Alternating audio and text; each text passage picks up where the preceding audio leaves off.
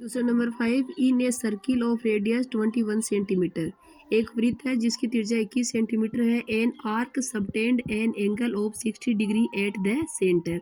उस वृत्त का एक चाप है जो 60 डिग्री कोण एंगल अंतरित करता है किस पे, उसके सेंटर पर। फाइंड, आपको क्या ज्ञात करना है, the length of the arc, उस चाप की लंबाई, area of the sector formed by the arc, उस आर्क के द्वारा बनाया गया जो सेक्टर है, खंड है, उसका क्षेत्रफल, area of the segment formed by the corresponding code, और उस संगत जीवा द्वारा जो जीवा द्वारा जो सेगमेंट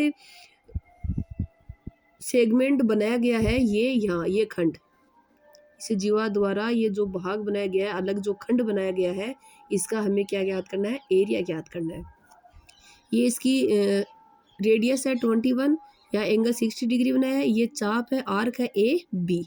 ठीक है, हमें पहले तो ये कि हमें इसका जो ए ओ बी, ये ए ओ बी पी है, ये जो सेक्टर है, इसका एरिया निकालना है। हमें इसकी लेंथ निकालनी है ए बी आर्क की। फिर हमें ए पी बी जो सेगमेंट है उसका क्षेत्रफल निकालना है। तो उस सेगमेंट ए पी बी का क्षेत्रफल कैसे निकलेगा, जो सेक्टर था उसमें से इस ट्रायंगल, इस त्रिभुज का क्षेत्रफल घटाना पड़ेगा। ओके, रेडियस गिवन है आर 21 सेंटीमीटर, थीटा है 60 degree. Length of an arc, arc की लेंथ है, उसका फॉर्मूला है theta upon 360 into 2 pi R. Theta upon 360 into 2 pi की वैल्यू 22/7 इंटू 21। इसको सॉल्व करोगे, 60 से 360 है वो 6 टाइम कट होगा। ठीक है, 7 3 जा 21, इसको हल करेंगे 22 सेंटीमीटर की। जो ए बी आर्क है उसकी जो लेंथ है, length of arc A B हुआ है 22 सेंटीमीटर। ये ए बी ए से बी तक का ये जो चाप है, इसकी लंबाई 22 सेंटीमीटर है। सेकंड पूछा है, area of the sector making an angle of 60 degree. 60 degree जो एंगल बना रहा है उस सेक्टर, उस खंड का क्षेत्रफल। सूत्र होता है theta upon 360 into pi R square.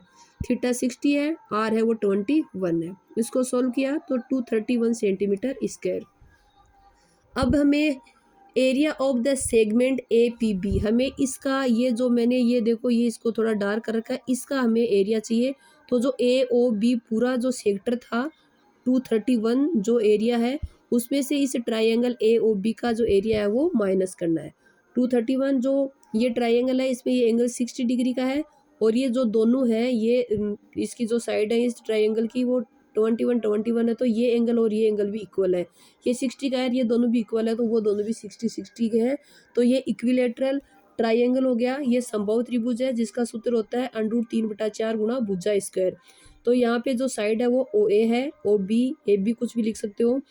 231 minus √3/4 into O ए स्क्वायर है, तो 21 इंटू 21। इसको हमने सोल्व किया तो ये आया, इसमें से इसको माइनस कर दिया तो 40.047 सेंटीमीटर स्क्वायर। ओके।